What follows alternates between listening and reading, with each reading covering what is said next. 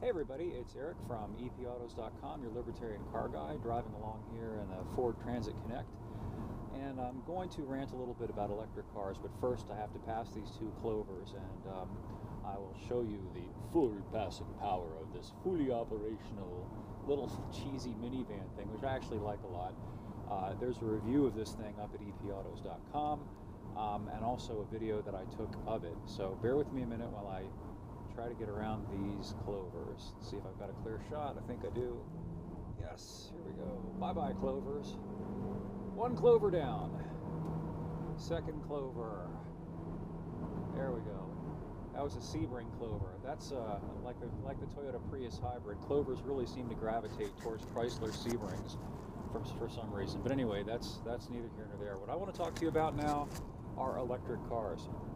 I get a lot of hate mail from people who denounce me for denouncing electric cars, but the thing is, I don't denounce electric cars.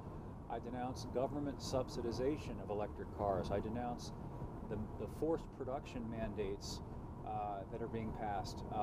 For example, in California, there's a bill before the legislature that would require that 15% of all new cars sold by model year 2025 be electric cars, which is preposterous.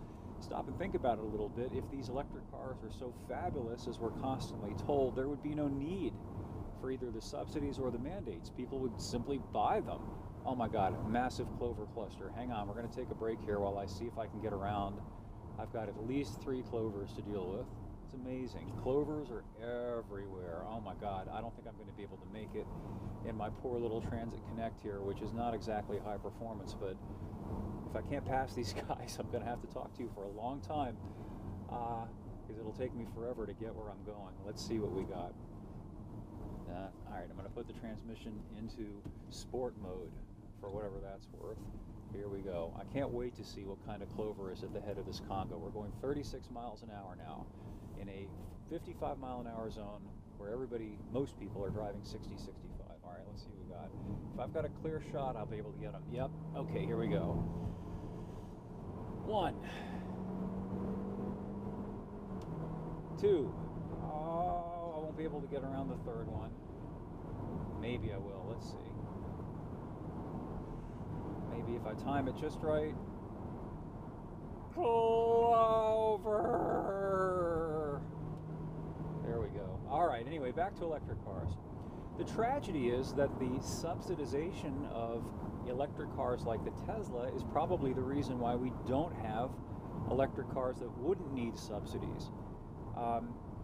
The cars that are available today, the electric cars that are available today, like the Tesla, are not about economy.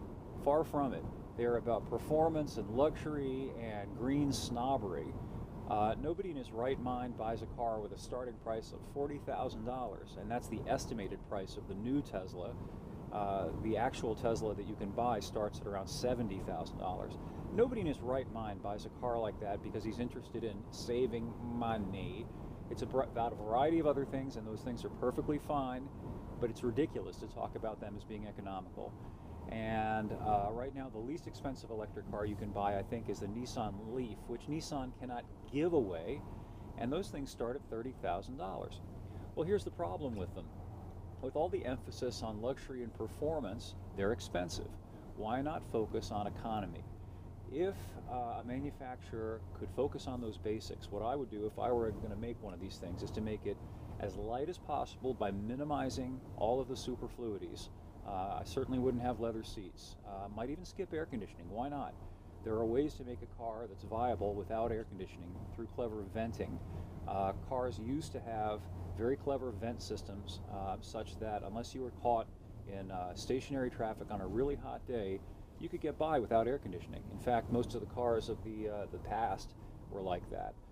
So anyway, that's one thing that you could do. And don't worry about the performance. The performance has become a mania in the car business, to the point of absurdity, given that look around at all these Clovers. Nobody uses all this quote-unquote performance.